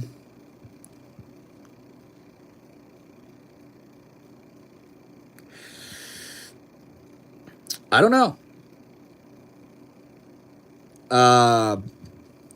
Conspiracy theories are like a hot cold kind of thing. It's like an all or nothing kind of thing where they're either stupid as fuck or they're probably true. You know what I'm saying? I don't know, LOL. Yeah, I like Alan Watts comparing our judgments of people to that of shells on the beach. How we approach those with awe being beautiful. Ross, are you talking about when he refers to, like, what does he refer to? I feel like I know what you're talking about. Yes. Do you believe aliens are real? I know it's an odd question, but not an odd question, and fuck yeah, I believe aliens are real. Zane Richard believes aliens are real. Talk to Kimura, talk to Zane about aliens and shit. Epstein didn't kill himself. I feel that.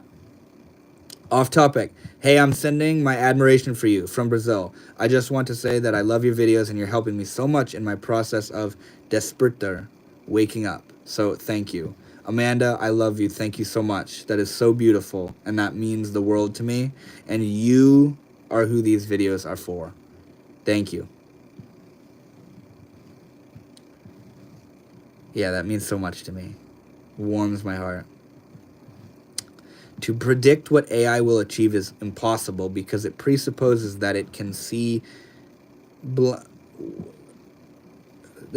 blind spots and create things beyond our understanding. For me, it's more that, but into it like a religion. To predict what AI will achieve is impossible.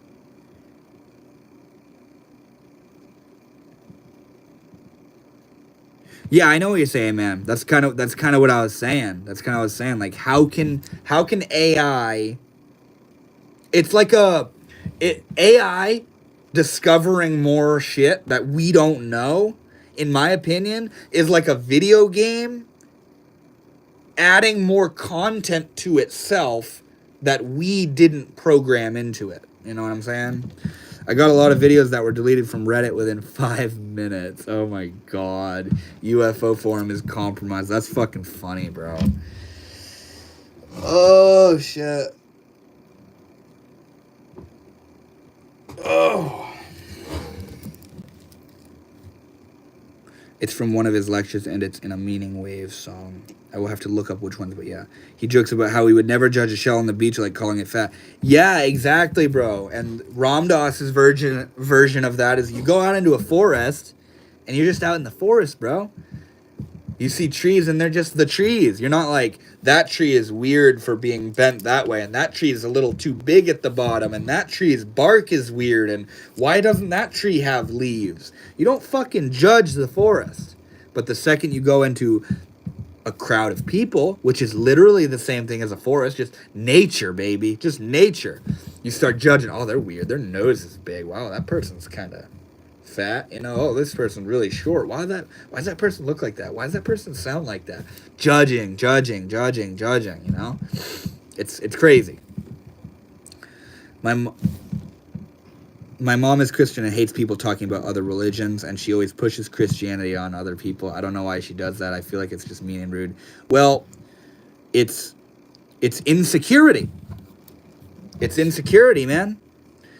If I'm insecure about what I think reality is, let's just suppose it's Christianity, I need you to tell me, I need you to believe the same thing, because if you don't believe what I believe in, that means I might be wrong. So what I need to do is convince you of what I believe in so that you're an extension of validation that makes me feel more safe and secure in the story I'm telling myself.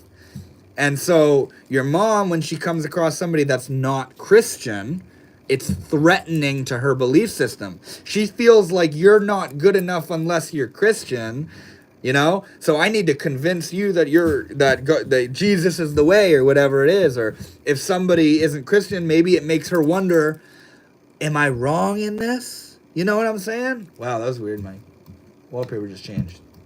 It's like an insecurity thing. You know, I need everybody to believe what I believe in so that I can feel more grounded and secure in what I think is true, you know? That doesn't feel like real Christ behavior. God bless her. Yeah, I feel that. The vast universe is expanding with the speed of light. Hell yeah. Aliens do exist. My dorm mates are aliens. They eat everything up. I love that. That's awesome. A real Christian always accepts other, believes you don't have to allow them, but just love to learn about them. Yeah, exactly, Kumara. Exactly. 100%.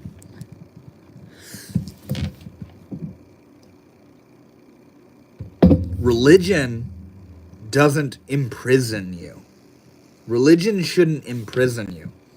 Religion should be a vessel, a vehicle, a path of communication between you and God. And that communication should create an awakening within you that helps you to be of service to your brothers and sisters of humanity. Period. That's it.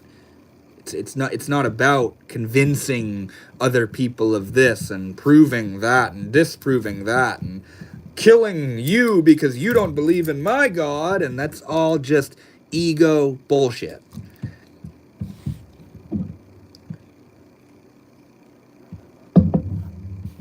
It's obnoxious. When I was born, my mom pushed Christianity so much on me, and I was just molded into Christianity without knowing anything about it. But now I understand it and learn about it. I love it. That's the way to go. Creating individuation and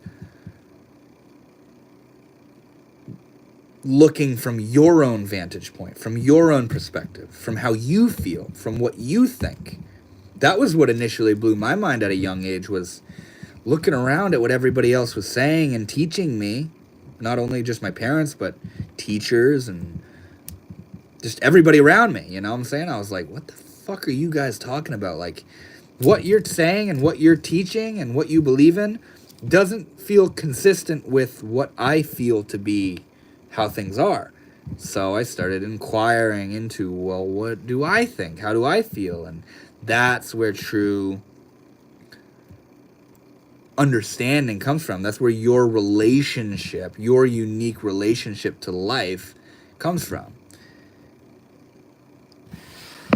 Spirituality is about looking inward, while religion is about looking outward to what others are occupied in. That's interesting. I've kind of wanted to make a video about that recently, like the difference between spirituality and religion. I guess you could say, like, in my opinion, religion is like a spiritual path. Spirituality is the energy which pervades religion. Real religion. True living religion.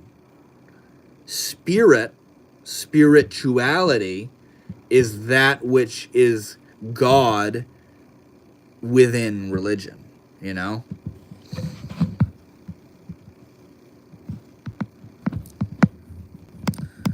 Adam and Eve or Darwin's theory of evolution. I don't know about Adam and Eve. I feel like humans kind of like grew everywhere off the surface of the earth like fucking mold. You know what I'm saying? Kind of like describes different ethnicities or makes sense of different ethnicities and that kind of stuff. Like, I remember thinking that one day, like, when mold grows, when grass grows, it doesn't just start in one spot. It's not like just a male and a female piece of grass grow and create all these baby grasses. No, it grows everywhere at once. And that's what I think humans did too. We just kind of fucking started just growing like fucking mold on the top of coffee cup that you forgot to take downstairs last week. Nobody uses spirituality for evil, but religion does. Not true, bro. I hate to say it, but like dark magic you know? I mean, I'm talking in like literally using spiritual energy to hurt people, to hex people, to steal and sap people's energy and this kind of stuff. But I think what you're talking about is like the indoctrination of people and the taking advantage of people and controlling people through fear. I feel you. Religion has a bad rap with a lot of people because of exactly what you're talking about right there.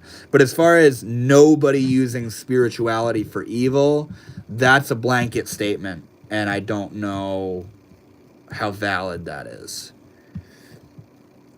Religion is so where is this? Religion is so beautiful and so just in your heart, and it expresses who you are. Yeah. Yeah. And see, what I would add to that, Kimura, is that it's not necessarily the particular religion as much as it is the fact that you're tuned into God. You're in tune with God consciousness. That's what's in your heart. That's what's so beautiful.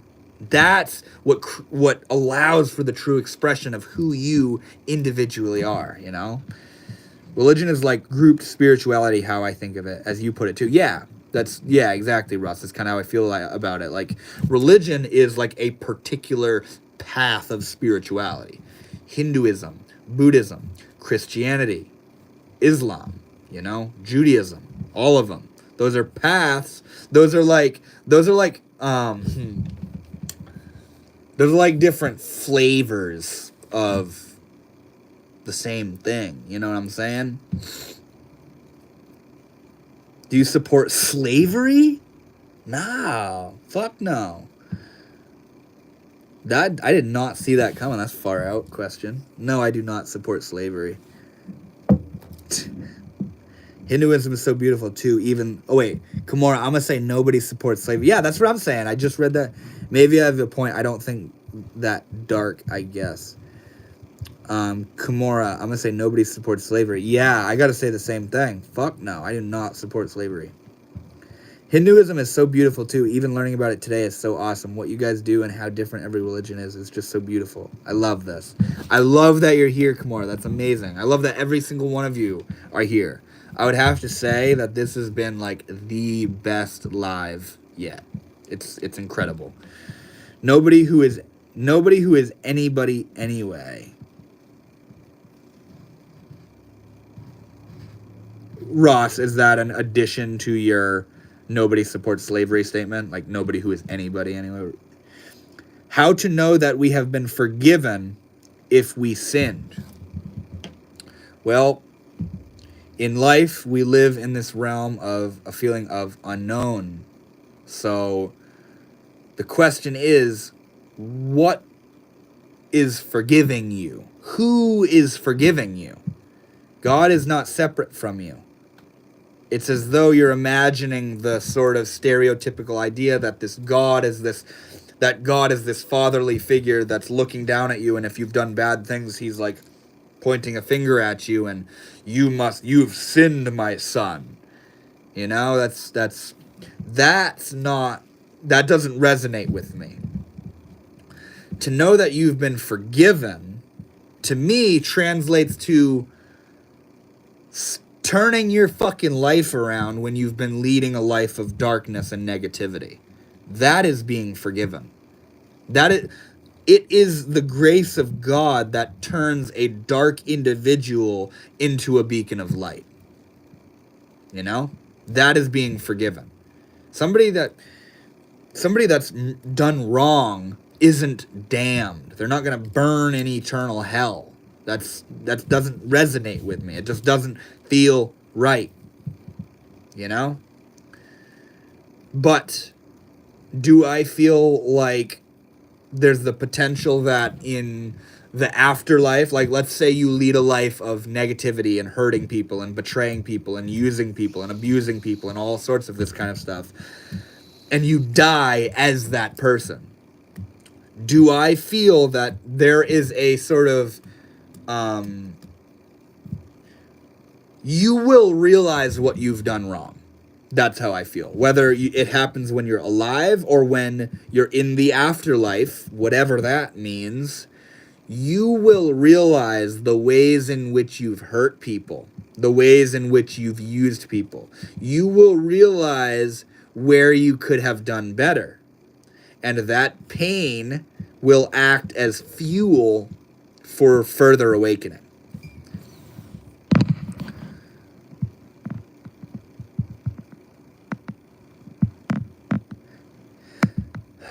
Yeah, slavery, some people support. It's kind of weird. It's very weird. For sure. First, must forgive oneself with I am. Facts, Ross, exactly. I know some people like to be slaves. What you talking about, boy? I've heard somebody say slavery was a good thing because the Bible said it was a good thing. I was so shocked. I've never read the Bible. That's the first time I've ever heard it. I wonder if it's perhaps taken out of reference of what God actually meant. Maybe that's a possibility. Oh, yeah, BDSM in bedroom is not quite the same as massive social slavery. Oh, my God. Fucking A. Yeah. That's funny. I have no comment for that. Somebody said...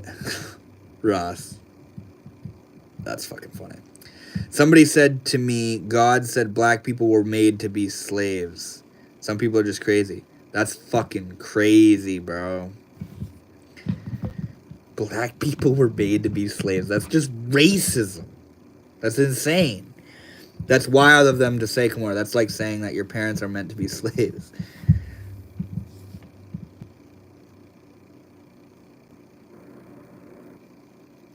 Yeah, if you think about it, you know what I've realized? Like, you know how we call the people that lived in America before us white motherfuckers discovered it? We call them Native Americans. Why do they have a name? They should be Americans, and we are called foreign Americans. That's what it should be called. Yet, we're Americans, and the people who were literally here first, they grew out of the land like bacteria, like I was talking about. They grew from that space, that place. They are the real Americans, but they're not fucking Americans. They're Earthans. They're Gaians. They are of Earth. They are of nature. But then you got powdered wig motherfuckers coming across with boats and shit, and slaves making up lies, you know? Yeah, and also, as far as us being white and them being black, we're, like you said, Ross, yeah, we're lacking that pigment. So we're like albino people. We're like pale monkeys, you know what I'm saying? We're like pale apes, you know, because that's what we came from. Descendants of, I forget the actual name of what it was we came from, but our skin is naturally that color. And then whatever the hell happened to white people, we're, once again, it's like we feel like we're this default, you know, and those people are different. But no, that's like where we come from, bruh. We're different. We came and infiltrated the land, you know what I'm saying? God did not say that, and some people just make things up. Yeah. People do that a lot, bro. Some racist Christian people just try so hard to validate being racist, and it's crazy. I know, I don't understand that at all. That's crazy. Some people would call them Indians because Christopher Columbus thought it was India that he got to. Yeah. I remember that.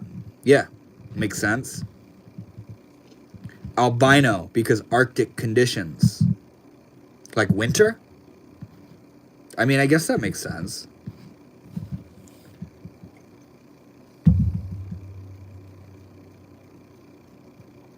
Yeah, ethnicity is so interesting. I don't know if you were here. I was talking about it earlier, but like how like there, it wasn't Adam and Eve, and we're all related in that sense. It was like Earth got to a particular condition of weather and environment and circumstances and all this kind of stuff.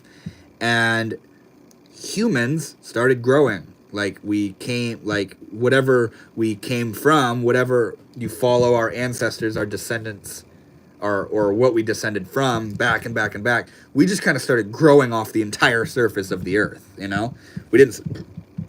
I don't think God made two human beings and planted them, and, you know? Ethnicity is so beautiful. It really is.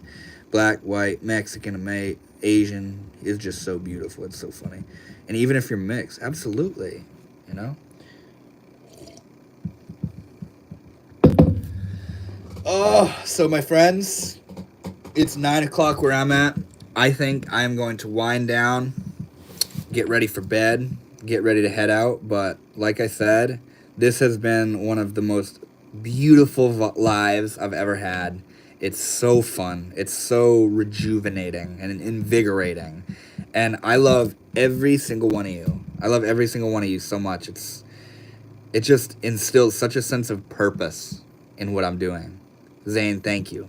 Kimura, I'm sorry. I'm just getting sleepy. I'm getting delusional, you know? 3 a.m. here. Damn, Oscar, you're up. You need some sleep, homie. Kimura, thank you so much for lighting my day. Love you. I love you too, Kimura. I hope you're well. I wish you well. And keep shining. Keep shining. I can feel your energy, and it's beautiful. Ross, thank you, bro. Thank you. Globe, I'll see you on your next live. Ross, beautiful, deep convo. It was amazing, man. It was incredible. I feel so... It's awesome. It's incredible. Mithrunda, Ram Ram. I love you so much. Ram Ram. Jai Shri Ram. I'll come back. I love you guys. I love you. I hope you all have a good rest of your night or a good rest of your day. Wherever it is, whatever it is for you. I love you all so much. I will be back on live next Thursday, a week from now, at the same time, 7 o'clock in the evening Eastern time. So yeah, thank you guys so much. I wish you all so much love, so much light, and I'll see you all later. Mwah!